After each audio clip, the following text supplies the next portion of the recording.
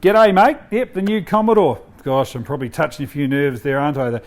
What Aussie car has ever had more sort of debate around it? This isn't an Australian Commodore. Well, I just want to clear a couple of things up. Sure, it might only have an Australian badge, but the Commodore, right from when it first started back in the late 70s, 78, 79, was actually not from Australia. In fact, it was probably about as Australian as Crowded House. Aside from the VE and VF Commodores, every other car actually was a German car based on an Opel. So this car is just taken it a step further. Not only is it German designed and developed, it's also German built. So this is it, a European Commodore. If you like, well, I think it's pretty fair von Dinkum. Well, the first question really to ask is, what does this mean for the Kiwi motorist? Well, let's look to start with. It really does look good. This is a properly good looking Commodore, and especially in this VXR spec, this is the top model and arguably the car with the biggest job to do, but more on that in a moment.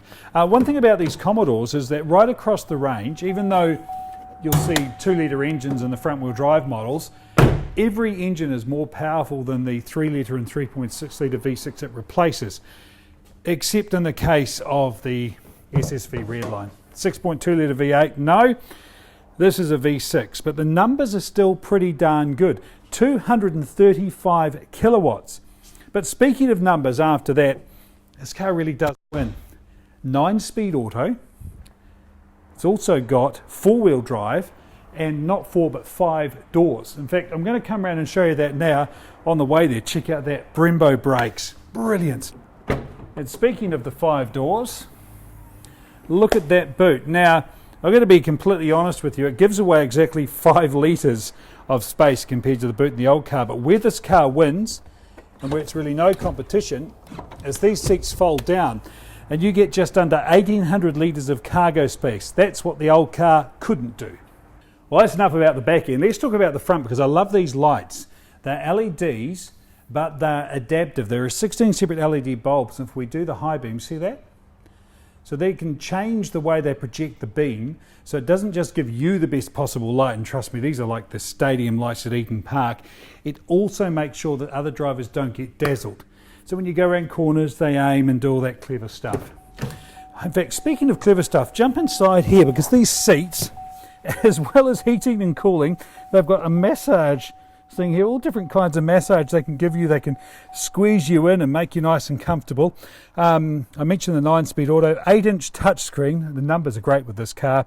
Android Auto, CarPlay, wireless phone charging. You just sit it down, away it charges. The Bose audio, they really have not sort of skimped on anything. And speaking of that safety as well, collision alert, lane avoidance, it'll park itself. Of course, something I'd never need. But really, they've tried. This car has to sell against Europeans. It sounds good too. Now, in fact, that's one thing that this car doesn't get in Europe, is the V6 engine. So we are getting the best Commodore you can get on the planet.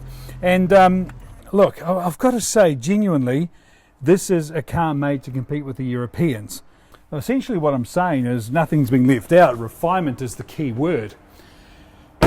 This car has it all. I suppose you could say that Holden have replaced the hooligan with a sophisticated European. There is one number 2 that this can't match any of the old Commodores. In fact, right across the ZB range, if you compare model for model, like for like, this car actually costs less. And including this one, if you compare it to the SSV Redline, $8,000 less at $67,990. It really is a lot of car for the money.